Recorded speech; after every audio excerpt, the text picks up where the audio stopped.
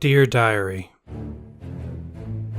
this morning I was sitting in my hotel room doing nothing of importance when I received a call on my cell phone. I picked it up and asked if they were experiencing technical difficulties with the Carousel in their theme park. The woman on the other end seemed bewildered at my knowing what she was going to say before she said it. As usual, I'm the only one who bothered to read the game's title. I let her know that I had already checked into the hotel across the street, and that I had brought my crucifix and a vial of holy water with me. I also let her know that I charge extra for chanting because of how often it backfires. She started to talk, so I hung up. An air of mystery commands a higher price than an air of professionalism. I put on my frock and witch hat. My first day as a professional exorcist had begun. As soon as I set foot past the security gate and the numerous "Do Not Pass" signs, the whale started shouting at me that I was entering a restricted area. Ignoring his objections, I sprinted into the mouth to confront my aggressor. I was expecting a man hiding behind a curtain, but instead I saw a man in uniform. Realizing my error, I immediately turned around to leave, but he called out to me and I realized I had no way of leaving without seeming suspicious. Reaching under my shirt, fingering the trigger on my crucifix, I turned around to greet my jovial captor. He had the look of a man to shoot you as soon as talk to you, because he would somehow manage to confuse his mouth for his gun. I put on my best smile, and immediately put it back after seeing the look he gave me. He told me that the spin ponies at the center of the park were being weird, and showed me a tape of them going in circles. He asked me why they were going in circles, because ponies don't normally go in circles unless people are riding them. I told him that they were magical ponies, and that he really needs to let go of my arm now because it's starting to go numb. When the pins and needles had subsided, I told him that I was hired to solve the problem with his magical spin ponies. He squeaked with delight and gave me a fun card. It was some flimsy piece of paper that I'm almost certain held no practical purpose. I thanked him very much and inched backward towards the door. If I had the means, I would have locked it behind me. It only made sense that my first stop at the park would be to check on the haunted horsemobile, so I went to the fairway instead. As soon as I got there, my phone rang again. It was my boss, calling to question the services I offer. Apparently they weren't after an exorcist, so I told her that she'd better exercise her right to remain silent if she wants to get any work done around here.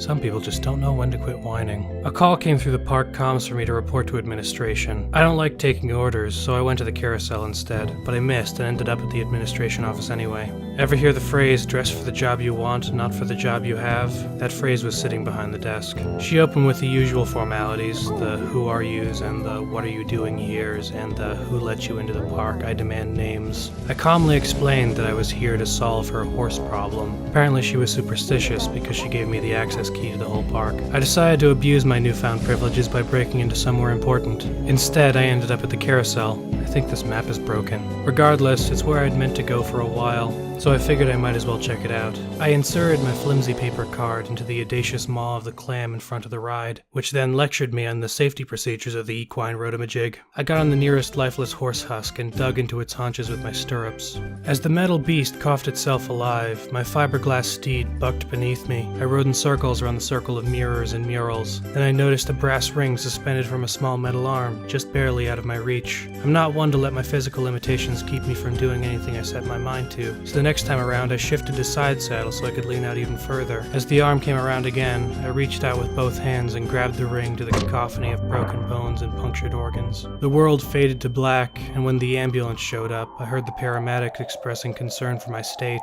I sit here writing this entry on a hospital bed, with my primary care surgeon standing beside me, still flipping through my pages of ailments. I should be fine in a week or two.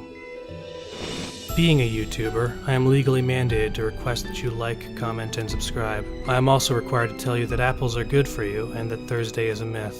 I'm not certain what any of that means, but that's what it says on the paper.